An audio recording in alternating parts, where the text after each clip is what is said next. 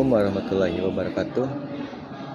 Perkenalkan, nama saya Fahri Ramdhani. Di sini saya akan menjelaskan tentang strategi cerdas berinvestasi saham di era digital, peluang, risiko, dan optimalisasi portofolio 2025. Langkah pasar saham digital di Indonesia 2025. Financial Investment.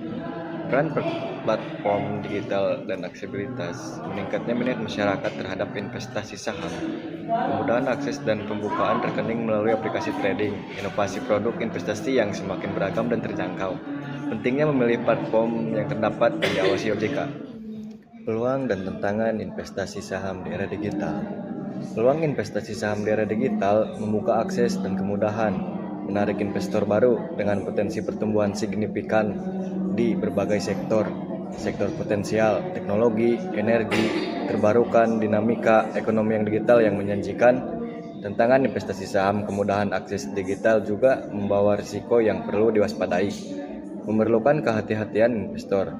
Risiko volatilitas tinggi, ancaman cyber, dan penipuan perubahan regulasi yang cepat. 3. Pemanfaatan teknologi modern, terutama kecerdasan buatan AI, mengubah cara kita menganalisis data dan membuat keputusan investasi, meningkatkan akurasi dan efisiensi. Alat analisis digital dan data real-time, berbagai tool AI memberikan informasi real-time dan saran adaptif, memproses volume data besar untuk keputusan cepat dan tepat.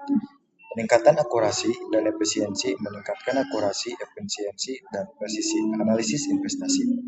Mengatasi kesulitan investor, mengikuti pasar yang dinamis. 4. Manajemen risiko dan diversifikasi portofolio di era digital. Strategi penting untuk investasi aman di era digital.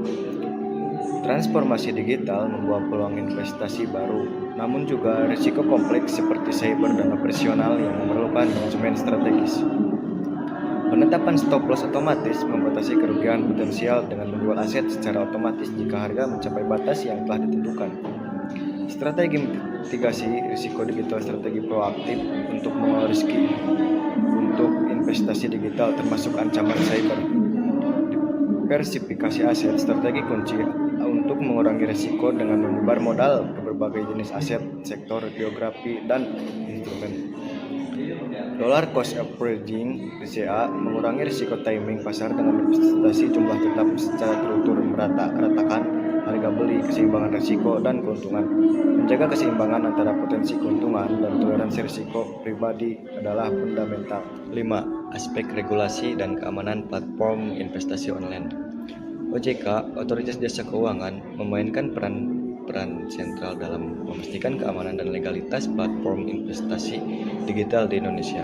Mereka menetapkan standar ketat untuk perizinan, tata kelola, dan perlindungan investor, serta aktif mengeluarkan regulasi baru.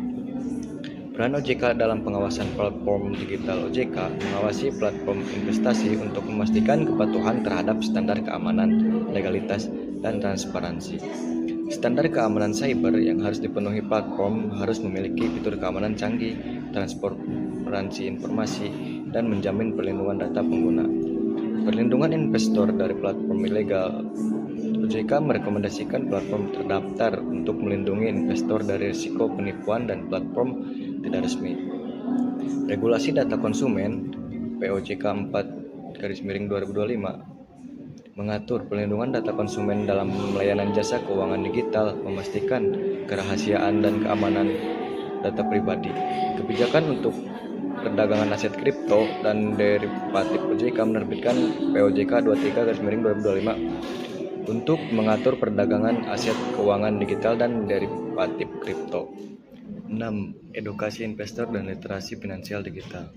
Literasi keuangan digital adalah kemampuan memahami, menggunakan, dan memanfaatkan layanan keuangan berbasis teknologi secara efektif dan bijak.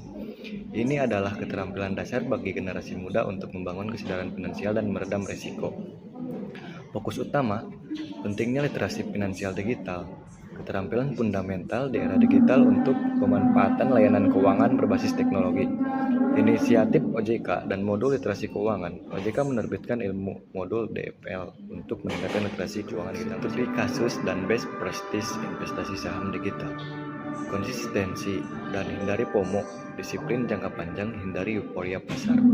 Contoh kasus keberhasilan akses, mudah via smartphone, efisiensi, dan transparansi, aman dan menguntungkan. Peran influencer dan risiko pengaruh media sosial, prioritaskan riset pribadi, waspada saran eksternal. Cukup sekian dari saya video tentang pembelajaran strategi cerdas berinvestasi saham di era digital. Semoga bermanfaat. Terima kasih. Salam cuan.